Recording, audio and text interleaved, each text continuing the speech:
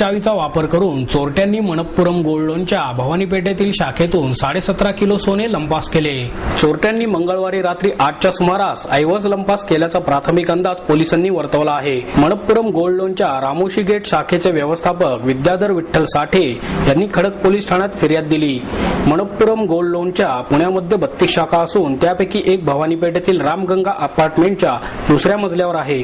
सोने तारण ठेवून पैसे देण्याचा मनप्पुरमचा व्यवसाय आहे।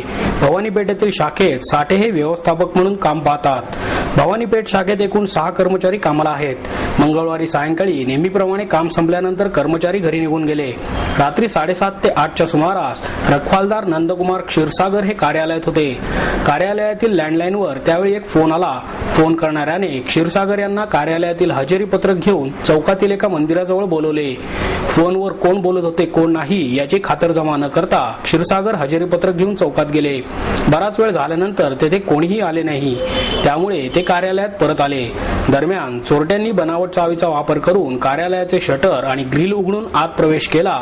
तसेच बनावट चावीने तिजोरी उघडून त्यामधील 17.5 किलो सोने आणि 6,64,000 रुपये असा एकूण 3,39,14,130 रुपयांचा ऐवज चोरून नेला। तिजोरी शेजारी असलेला अलार्म काही काळ वाजला, परंतु तोपर्यंत चोरटे पसार झाले होते। जाताना त्यांनी तिजोरीच्या खोलीचा आणि तिजोरीचा दरवाजा बाहेरून लावला। काही वेळानंतर रखवालदार क्षीरसागर कार्यालयात परत आले। कार्यालयात गेल्यानंतरही त्यांना चोरी झाल्याचा अंदाज आला नाही। बुधवारी सकाळी 10:15च्या सुमारास सहाय्यक व्यवस्थापक वाघापुरे कार्यालयात पोहोचले असता त्यांना चोरी झाल्याचे लक्षात आले। त्यांनी तत्काळ पोलिसांना घटनेची खबर दिली।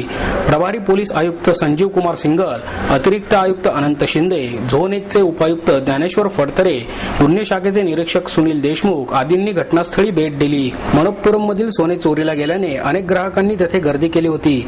गुन्हे शाखेच्या पोलिसांनी आणि खडक पोलिसांनी मनप्पुरमच्या कार्यालयात काम करणाऱ्यांकडे आणि रखवालदार क्षीरसागर यांच्याकडे कसून चौकशी करण्यास सुरुवात केली असून काही जणांना अटक करण्यात आल्याचेही समजते।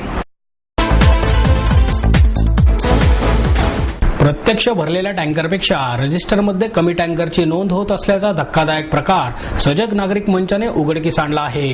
पटवर्धन बाग येथील पाण्याच्या टँकर फिलिंग पॉइंटमधून प्रत्यक्षात 34 टँकरमध्ये पाणी भरलेले असताना पॉइंटच्या रजिस्टरमध्ये केवळ 29 टँकरचीच नोंद केली जात असल्याचा धक्कादायक प्रकार सजग नागरिक मंचने उघडकीस आणला असून एका पॉइंटवरच रजिस्टरमधून 6 टँकरची नोंद गळाली तर इतर 20 टँकर पॉइंटमध्ये काय परिस्थिती असेल याची कल्पनाच न केलेली बरी, असा मुद्दा मंचच्या प्रतिनिधींनी पत्रकार परिषदेत उपस्थित केला। मंचचे विवेक वेलणकर आणि विश्वास सहस्त्रबुद्धे यांनी हा प्रकार उघडकीस आणला। पटवर्धन बाग येथील टँकर पॉइंटवर त्यांच्या कार्यकर्त्याने 15 एप्रिल रोजी सकाळी 9:15 ते 6:15 या कालावधीत व्हिडिओ शूटिंग केले। या काळात 34 टँकर भरून नेण्यात आले। त्यानंतर माहिती अधिकारात या दिवसाच्या भरून नेलेल्या टँकरच्या नोंदीची माहिती त्यांनी प्रशासनाकडे मागितली। त्यावेळी 29 टँकरची नोंद त्यांना रजिस्टरमध्ये आढळली। दिवसभरात 6 टँकरची नोंद रजिस्टरवर नसल्याचा धक्कादायक प्रकार यामुळे उघडकीस आल्याचे वेलणकर म्हणाले। एकाच टँकर पॉइंटवरून 60,000 लिटर पाण्याची नोंद गायब होते, तर शहरात 60 ठिकाणी असलेल्या टँकर फिलिंग स्टेशन अंतर्गत असलेल्या 20 टँकर पॉइंटमधून किती आकड्यांची गळती होत असेल असा प्रश्न वेलणकर यांनी उपस्थित केला। या टँकरच्या नोंदीतील MH04 AL8355 या क्रमांकाच्या टँकरमधून 2 वेळा पाणी भरून नेण्यात आले, तरीही त्याची नोंद रजिस्टरवर आढळली नसल्याचेही वेलणकर यांनी सांगितले। त्यामुळे या टँकर पॉइंटवर तातडीने मीटर बसवावेत आणि जबाबदार अधिकाऱ्यांकडून रोजच्या रोज सर्व रेकॉर्ड आणि मीटर रीडिंग यांची शहानिशा करावी अशी मागणीही वेलणकर यांनी केली आहे। आढळून आलंय की एकंदर 34 टँकर भरले गेले आणि जेव्हा दुसऱ्या दिवशी आम्ही त्यांचं रेकॉर्ड चेक केलं तेव्हा त्यात फक्त 28 टँकरची नोंद सापडली। याचा अर्थ 6 टँकर भरले गेले पण त्याची नोंद झाली नाही। याचाच अर्थ असा आहे की साधारण 60,000 लिटर पाणी एका टँकर पॉइंटवरनं गायब झालेलं आहे। आता हाच हिशोब केला, पुण्यात 20 टँकर पॉइंट आहेत म्हणजे दिवसाला 12 लाख लिटर पाणी गायब होऊ शकतं। हा हिशोब करून आम्ही आता आयुक्तांना अशी मागणी केली की तातडीने सर्व टँकर पॉइंट्सवर मीटर बसवा आणि क्रॉस व्हेरिफिकेशन एखाद्या वरिष्ठ अधिकाऱ्याला रोजच्या रोज करायला सांगा, अन्यथा ही पाण्याची अशा प्रकारची चोरी किंवा हेराफेरी ही अशीच चालू राहील।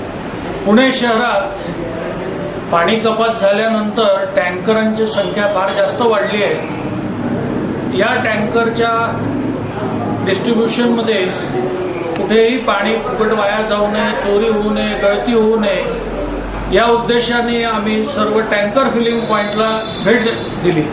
भेट दिल्यानंतर असं आढळलं की रामटेकडीमध्ये जो मीटर आहे तो कायमस्वरूपी बंद आहे. त्यामुळे किती टँकर आले गेले व किती पाणी गेलं याचा कुठेही मोजदार यंत्रणा किंवा मीटर नाही. हीच परिस्थिती सगळीकडे आहे आणि आम्ही आयुक्तांना 2 एप्रिल रोजी आवाहन केले होते की आपण सर्व 7 टँकर फिलिंग पॉइंटवर मीटर बसवावे, जेणेकरून कुठेही भ्रष्टाचार होणार नाही किंवा पाण्याचा गैरवापर होणार नाही. माननीय आयुक्तांनी 2 आठवडे काहीच कार्यवाही केले नाही, म्हणून सजग नागरिक मंचने रविवारी याबद्दल पटवर्धन बाग येथील टँकर फिलिंग पॉइंटवर एक स्टिंग ऑपरेशन केले. टीका आणि आरोपांच्या फैरी झाडत सर्वपक्षीय नगरसेवकांनी आगामी वर्षासाठीच्या पालिका अर्थसंकल्पावर चर्चेला सुरुवात केली. महापालिकेच्या मुख्य सभागृहात 2012 आणि 2013 सालासाठी स्थायी समितीने मांडलेल्या अर्थसंकल्पावर चर्चा सुरू झाली. सत्ताधारी राष्ट्रवादी आणि काँग्रेस पक्षासह प्रमुख विरोधी पक्ष, महाराष्ट्र नवनिर्माण सेना, भारतीय जनता पार्टी आणि शिवसेनेच्या सदस्यांनी मते मांडली. शहरातील महिलांसाठीच्या स्वच्छतागृहाचा प्रश्न, वाहतुकीचा प्रश्न, वाहनांची वाढती संख्या, महापालिकेचे उत्पन्न, सार्वजनिक वाहतूक, शिक्षण, रस्ते, पाणी याबाबत कोणत्याही नाविन्यपूर्ण योजना नाही अशी टीका भारतीय जनता पार्टी आणि शिवसेनेच्या सदस्यांनी केली. महोत्सवांसाठी निधी देण्यापेक्षा महिलांसाठी काहीतरी ठोस योजना आणून त्यांची अंमलबजावणी करण्यासाठी निधीची तरतूद केली जावी अशी अपेक्षा या पक्षांच्या सदस्यांनी व्यक्त केली. यंदाच्या अर्थसंकल्पात समाविष्ट केलेले यशवंतराव चव्हाण शहर स्वच्छता अभियान ही उत्तम योजना असून त्याचा शहराला चांगला फायदा होणार असल्याचे राष्ट्रवादी काँग्रेसचे बंडू उर्फ शंकर केमसे यांनी सांगितले. शिवसृष्टीच्या 20 एकर जागेमध्ये उद्यान, मुलांसाठी मैदान, गरिबांसाठी रुग्णालय, दर्जेदार साहित्य संपदा असलेले ग्रंथालय आणि शिवचरित्राचा इतिहास अशी रचना करण्यात यावी अशी अपेक्षा त्यांनी व्यक्त केली. नेहरू स्टेडियम हे नेहमी खेळांशिवाय इतर कारणांसाठीच वापरले जात असल्याचा आरोप अविनाश बागवे यांनी केला. त्या ठिकाणी खेळांनाच प्राधान्य देण्याची गरज आहे. याशिवाय विविध खेळांसाठी महापालिका अनेक योजना राबवते, मात्र त्यांचा पाठपुरावा केला जात नाही. नदी सुधार कार्यक्रम राबवण्याची गरज आहे. सोलापूरकरांकडून पुणेकरांवर टीका होऊ लागल्या आहेत. हे लक्षात घेऊन तातडीने महिला शुद्धीकरण प्रकल्प राबवण्याची आवश्यकता आहे अशी सूचना त्यांनी मांडली. शहरातील वाहनांची संख्या प्रचंड प्रमाणात वाढत आहे. गेल्या वर्षी शहरात वाहनांची संख्या 2,15,000 ने वाढली तर जन्माला आलेल्या मुलांची संख्या अवघी 40,000 होती. याचा अर्थ शहर निर्जीव होत चालले का याचा विचार करण्याची वेळ आली आहे अशी सूचना डॉक्टर सिद्धार्थ धेंडे यांनी मांडली. वाहनांची ही बेसुमार वाढ थांबवण्यासाठी वाहन कर वाढवण्याची गरज आहे असेही ते म्हणाले. यांच्याशिवाय रुपाली पाटील, राजेंद्र पवार, किशोर शिंदे, वर्षा तापकीर, योगेश मुळीक, आशा साने, मनीषा चोरवेले यांनीही अंदाजपत्रकावर चर्चा केली.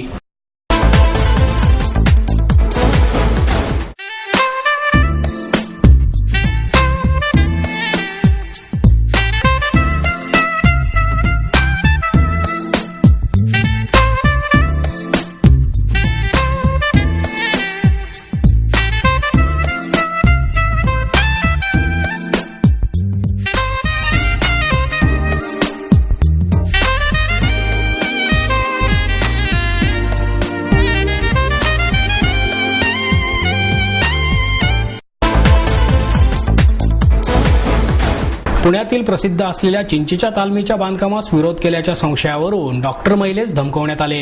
100 वर्षांपेक्षा जास्त जुन्या चिंचेच्या तालमीचे नूतनीकरण करताना त्यात मोठ्या प्रमाणात अनधिकृत बांधकाम झाले आहे. त्याबाबत महापालिकेने बांधकाम का पाडू नये अशी नोटीसही ट्रस्टला बजावली आहे. हे बांधकाम पाडण्यासाठी महापालिकेचे अतिक्रमण पथक तेथे गेले, मात्र राजकीय दबावामुळे हे पथक परत आले. या बांधकामाविरोधात पालिकेकडे तक्रार केल्याच्या संशयावरून तेथील डॉक्टर महिलेला तालमीच्या 20 ते 25 कार्यकर्त्यांनी घरात घुसून धमकवल्याची घटना घडली. याबाबत पोलिसांनीही त्यांची दखल न घेता तक्रार नोंदवून घेण्यास विरोध केला. तालमीच्या बांधकामाचा काहीच संबंध नसताना ट्रस्टच्या काही कार्यकर्त्यांनी तालमी शेजारील रहिवासी डॉक्टर शीतल फडणीस यांच्या घरी जाऊन तुम्ही या बांधकामास विरोध करू नका असे त्यांना सांगितले. त्यामुळे फडणीस यांनी माहितीच्या अधिकारामध्ये या कामाची माहिती घेतली. यामध्ये नूतनीकरणासाठी परवानगी घेण्यात आली होती. यासाठी 1 महिन्याची मुदत देण्यात आली होती. प्रत्यक्षात तालमीची 300 ते 350 चौरस फूट जागा असताना तेथे नूतनीकरणाच्या नावाखाली सुमारे 2000 चौरस फूट बांधकाम करण्यात आले आहे. महापालिकेने मार्च महिन्यात हे बांधकाम बांधकाम का पाडू नये अशी नोटीस ट्रस्टला बजावली होती. त्यानुसार महापालिकेचे अतिक्रमण पथक कारवाईसाठी सकाळी चिंचेची तालीम येथे पोहोचले. मात्र स्थानिक राजकारण्यांच्या दबावामुळे ते पथक कारवाई न करताच परत गेले. त्याचवेळी तालमीच्या 20 ते 25 कार्यकर्त्यांनी या कामाविरोधात तक्रार केल्याच्या संशयावरून घरात घुसून फडणीस यांना दमदाटी केली. याबाबत फडगेट आणि खडक पोलीस ठाण्यात तक्रार नोंदवण्यासाठी गेल्या असता पोलिसांनी तक्रार स्वीकारली नसल्याचे डॉक्टर फडणीस यांनी पत्रकार परिषदेत सांगितले. भारतीय स्वातंत्र्य लढ्यात सोलापूरमधील स्वातंत्र्य सैनिकांनी महत्त्वपूर्ण योगदान दिले आहे, असे प्रतिपादन प्रसिद्ध लेखक श्रीकांत येळेगावकर यांनी केले. महाराष्ट्र साहित्य परिषदेच्या वतीने दिला जाणारा शन्ना जोशी पुरस्कार यंदा डॉक्टर येळेगावकर यांना प्रदान करण्यात आला. यावेळी ज्येष्ठ इतिहास अभ्यासक पांडुरंग बलकवडे यांची प्रमुख उपस्थिती होती. डॉक्टर येळेगावकर यांच्या सोलापूरचे स्वातंत्र्य लढ्यातील दीपस्तंभ या पुस्तकाला हा पुरस्कार देण्यात आला. डॉक्टर येळेगावकर म्हणाले, भारतीय स्वातंत्र्य लढ्यात सोलापूरमधील स्वातंत्र्य सैनिकांनी महत्त्वपूर्ण योगदान दिले आहे. मात्र सोलापूरच्या स्वातंत्र्य लढ्याची दखल राष्ट्रीय स्तरावर अद्याप घेतली गेलेली नाही. सोलापुरात सुभाषचंद्र बोस, महात्मा गांधी, लोकमान्य टिळक झाले नसतील, मात्र या नेत्यांच्या विचारांचे तंतोतंत पालन करणारे कार्यकर्ते होते. भारताच्या स्वातंत्र्य लढ्यात सोलापूरची भूमिकाही महत्त्वपूर्ण आहे. यामध्ये माधवराव पाटील, रामकृष्ण जाजू, हरिनारायण सोनी यांच्यासारखे स्वातंत्र्य चळवळीतील कार्यकर्ते होऊन गेले आहेत. इंदिरा गांधी, लोकमान्य टिळक यांचे सोलापुरातील दुर्मिळ फोटो आणि स्वातंत्र्य लढ्यात सहभागी असणारी सोलापुरातील 63 व्यक्तिचित्रे रेखाटण्याचा प्रयत्न या पुस्तकाद्वारे केल्याचे डॉक्टर येळेगावकर यांनी यावेळी सांगितले. केंद्र सरकारच्या नव्या कायद्यानुसार गुटखा आणि तंबाखूजन्य व्यसनांवर कायदेशीर बंदी आणावी, अशी मागणी सर्वजीव मंगल प्रतिष्ठानचे अध्यक्ष डॉक्टर कल्याण गंगवाल यांनी केली. डॉक्टर गंगवाल म्हणाले, आपल्या देशात मौखिक कॅन्सरचे प्रमाण जगात सर्वात जास्त असून दरवर्षी संपूर्ण देशात सुमारे 70 ते 80 हजार मौखिक कॅन्सरच्या केसेस दाखल होत असतात आणि त्यामुळे मृत्युमुखी पडणाऱ्यांची संख्याही मोठी आहे. या पार्श्वभूमीवर जनतेच्या आरोग्याचे रक्षण करण्यासाठी मध्य प्रदेश सरकारने घातक तंबाखूजन्य गुटख्याच्या उत्पादन आणि विक्री करण्यावर राज्यात पूर्णतः बंदी घातली आहे. महाराष्ट्र सरकारने मात्र चालू अंदाजपत्रकात विडीवर आकारलेला 12.5% कर कमी करून तो 5%, तर लहान पॅकमध्ये विकण्यात येणाऱ्या तंबाखूवरील कर 20%वरून 12.5% केला आहे. ही पुरोगामी महाराष्ट्राला लाजिरवाणी गोष्ट आहे. 1 एप्रिल 2012 पासून मध्य प्रदेशात गुटख्याच्या उत्पादन आणि विक्रीला बंदी घातली आहे. तसेच गुटख्याची विक्री करताना आढळल्यास 25,000 रुपये दंड ठोठावण्याची तरतूदही त्यात करण्यात आली आहे. यामुळे गोवा सरकारने पब्लिक हेल्थ ऍक्ट अंतर्गत गुटख्याच्या उत्पादन आणि विक्रीवर बंदी घालून देशात पहिल्यांदा गुटख्यावर बंदी आणणारे राज्य हा लौकिक मिळवला होता. महाराष्ट्र सरकारनेही काही वर्षांपूर्वी गुटख्याच्या उत्पादन आणि विक्रीवर बंदी घातली, मात्र तांत्रिक सबबीखाली ही बंदी उठवण्यात गुटखा उत्पादक यशस्वी झाले होते. आता केंद्र सरकारच्या नवीन तरतुदीनुसार गुटख्यावर बंदी घालणे शक्य असताना तसे न करता उलट अशा व्यसनांना प्रोत्साहन मिळेल अशा तऱ्हेने महाराष्ट्र सरकारने या व्यसनांना कर सवलत दिली आहे. महाराष्ट्र सरकारचे हे धोरण जनतेच्या आरोग्याच्या दृष्टीने अतिशय घातक आहे, असेही त्यांनी नमूद केले.